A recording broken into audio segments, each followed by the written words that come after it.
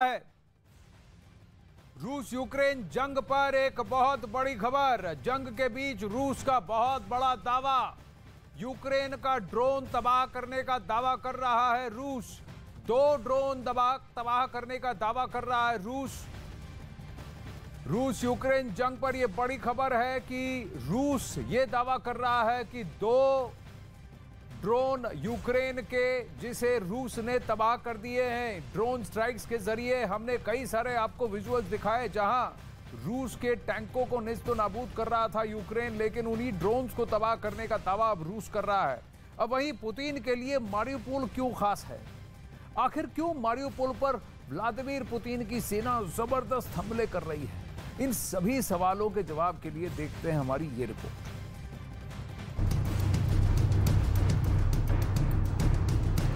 Steel plant के पास रूस के सैनिक और चेचनिया के लड़ाके मौजूद हैं। इन सभी रूसी सैनिकों का पहला मिशन ये है कि वो स्टील प्लांट का संपर्क बाहर से एकदम काट देना चाहते हैं, ताकि स्टील प्लांट के अंदर किसी भी तरह का खाना पीना और रसद ना पहुंच सके, जिसके बाद भूख से परेशान होकर यूक्रेन के नागरिक और सैनिक खुद ही रूसी सैनिकों के सामने सरेंडर कर दें। दावा किया जा रहा है कि पुतिन का भी ऑर्डर यही है। पुतिन नहीं चाहते कि स्टील प्लांट पर हमला हो, बल्कि ऐसी परिस्थितियों का निर्माण हो कि खुद यूक्रेन के लोग ही वहां पर सरेंडर कर दें।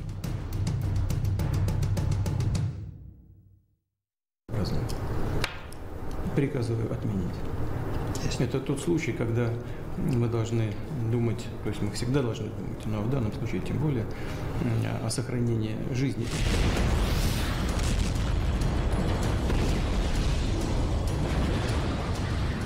आपको इस नक्शे से समझाते हैं कि आखिर रूस के लिए मारियुपोल क्यों महत्वपूर्ण है। ये रूस है, ये यूक्रेन और ये है क्राइमिया। क्राइमिया 2014 से पहले यूक्रेन का ही हिस्सा था, जिस पर रूस ने कब्जा कर लिया। रूस को क्राइमिया से जोड़ने के लिए पुतिन एक कॉरिडोर चाहते हैं जो डॉनबास में मारियुपोल से ही निकलेगा, और इसीलिए पुतिन ने मारियुपोल के लिए इतना जबरदस्त हमला बोला है।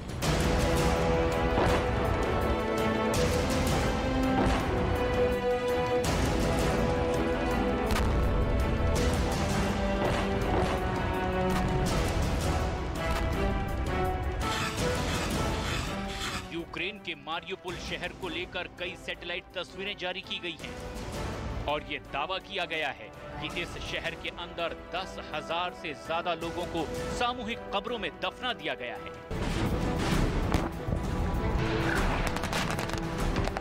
मैक्सर टेक्नोलॉजी ने 2 तस्वीरें जारी की है।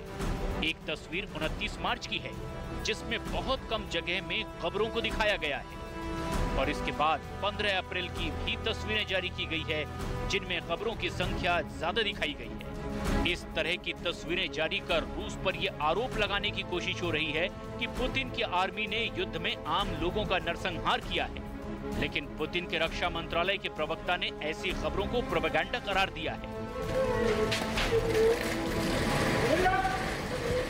Поставляется гуманитарная помощь, продукты, вода и предметы первой необходимости. Властями Донецкой Народной Республики организуется расчистка улиц от завалов и вывоз пораженной украинской военной техники. Все остатки украинских нацистов Азова вместе с иностранными наемниками из США и европейских стран надежно заблокированы на территории комбината «Азовсталь». Властями Донецкой Народной Республики организуется расчистка улиц от завалов и вывоз пораженной украинской военной техники. मारियुपोल में रविवार को भी रूसी सेना ने भारी बमबारी की है। सवाल ये है कि एक और रूस की ओर से ये दावा किया जाता है कि पूरे शहर पर कब्जा कर लिया गया है, और दूसरी तरफ शहर पर गोले भी दागे जाते हैं। अगर कब्जा हो गया है तो ये बमबारी किस पर की जा रही है, ये एक बड़ा सवाल है। दूसरी तरफ मारियुपोल में अज़ोव बटालियन के कमांडर ये दावा कर रहे हैं कि शहर पर रूस का कब्जा अब भी नहीं हुआ है और जंग लगातार जारी है।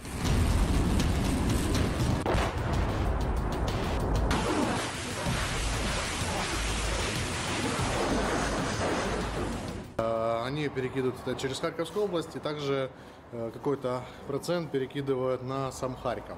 То есть вчера были бои, наши войска отбили, не дали пройти.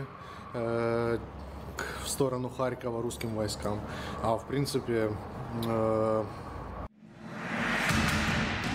रूस और यूक्रेन के बीच जारी इस भीषण जंग में सबसे बुरा हाल है अज़ोवस्टल स्टील प्लांट में मौजूद इन आम लोगों का, जिनको नहीं पता कि वो सूरज कब देखेंगे। Мирное небо. Мы хотим дышать свежим воздухом. Вы просто не представляете, что для нас сейчас значит покушать, выпить сладкого чая. Для нас это уже...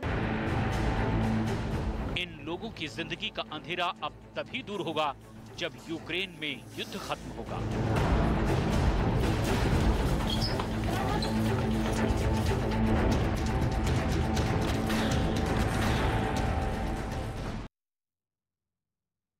और अब आपको दिखाते हैं कि आखिर पूरे मारियुपोल शहर पर कब्जे के बावजूद रूसी सेना अज़ोवस्ताल स्टील प्लांट के अंदर क्यों नहीं घुस पाई है। इसके पीछे इस स्टील प्लांट की बनावट है। इस स्टील प्लांट की बनावट जमीन के ऊपर तो है, लेकिन ये उसी स्टील प्लांट के अंदर यानी जमीन से भीतर का हिस्सा है, जो एक बेसमेंट नुमा स्ट्रक्चर है जिसको आप सामने देख रहे हैं, और ये पूरे 6 फ्लोर का बना है। तो जमीन से नीचे 6 फ्लोर, जिसमें कई गुप्त ठिकाने हैं, अलग अलग सुरंगें हैं और बहुत सारे कमरे मौजूद हैं। अज़ोवस्ताल स्टील प्लांट के नीचे का यह हिस्सा शीत युद्ध के दौरान बनाया गया था। तब यूक्रेन सोवियत रूस का हिस्सा हुआ करता था। उस दौरान सोवियत रूस की अमेरिका से तनातनी चल रही थी। तब आशंका यह थी कि कहीं अमेरिका सोवियत रूस पर हमला ना कर दे, और अगर हमला कर दिया जाए तो इस स्टील प्लांट के नीचे इस शहर के लोगों को कैसे बचाया जाएगा। बता दूं कि मारियुपोल एक बंदरगाह है सी ऑफ अज़ोव में, यानी कि गर्म पानी का समुंदर है। तो अगर अमेरिका उस वक्त हमला करता, ऐसा होता, तो स्टील प्लांट के अंदर का यह ठिकाना जान बचाने के लिए सैनिकों के काम भी आता, आम नागरिकों की जान बचाने के लिए भी काम आता, जैसा अभी आ रहा है। खास बात यह है कि इस खुफिया ठिकाने के अंदर बम और मिसाइलों के हमले का कोई असर नहीं हो सकता, क्योंकि जमीन के अंदर इतनी गहराई में किसी भी मिसाइल के लिए भेद पाना आसान नहीं है। माना जा रहा है कि इस वक्त यूक्रेन के करीब 3000 नागरिक और सैनिक इस स्टील प्लांट के अंदर छिपे हुए हैं। रूस की सेना इस प्लांट के अंदर इसलिए भी दाखिल नहीं हो रही है कि अगर वो अंदर गए तो यूक्रेनी सैनिक उन पर गोरिल्ला स्टाइल पर हमला कर सकते हैं, और इससे रूसी सैनिकों का बच पाना करीब करीब नामुमकिन हो जाएगा। इसीलिए पुतिन सोच रहे हैं कि भाई इससे दूरी रहते हैं, इनको बाहर निकालते हैं, क्योंकि हम अंदर गए तो नुकसान हमें ज्यादा होगा। अब रूस के पास इस बेसमेंट को खाली कराने का एकमात्र विकल्प यह है कि वो इस बेसमेंट के अंदर केमिकल हथियारों से हमला कर दें या फिर क्लोरीन जैसी गैसों का प्रयोग करें। हालांकि रूस के लिए ऐसा करना आसान नहीं होगा, क्योंकि इससे वो पूरी दुनिया के निशाने पर आ जाएगा और मानवाधिकार के उल्लंघन के इल्जाम उस पर लगेंगे, वो अलग। चलिए, इस वक्त एक बहुत बड़ी खबर आ रही है। रूस में 2 तेल के डिपो में भीषण आग लगी है। दोनों तेल डिपो यूक्रेन से सटे बॉर्डर एरिया पर मौजूद हैं। ब्रियास्क के पहले एक तेल डिपो में आग लगी थी, जिससे कुछ वक्त बाद ही यहां के दूसरे तेल डिपो में भी भीषण आग लगी।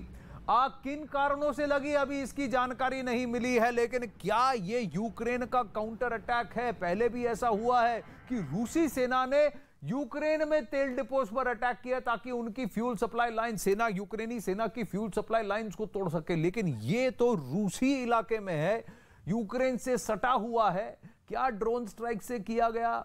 इस भीषण डिपो, ये जो आग लगी है, ये यूक्रेनी सेना के स्ट्राइक की वजह से ये आग लगी है या कोई दुर्घटना घटी? यूक्रेन से सटा हुआ ये फ्यूल डिपो है। देखिए, पहला वाला आग लगती है और ये आग लगने के बाद फिर दूसरे वाले पे भी आग लगती है। तो अगर दोनों जगह आग लगी है, यानी कहीं ना कहीं कुछ तो स्ट्राइक हुआ है। रूसी सेना क्या बात करती है, रूस की सरकार क्या इसका एक्सप्लेनेशन देती है, देखा जाएगा। यूक्रेन क्या दावा करता है, वो भी देखा जाएगा। लेकिन अगर ये एक सैन्य स्ट्रेटेजी है कि फ्यूल सप्लाई लाइन होती है, उसको तोड़ दीजिए, ऑयल डिपो में आग लगा दीजिए, तो फिर आपको तेल कहां से मिलेगा? तो आपकी बख्तरबंद गाड़ियां, आपकी टैंकों के लिए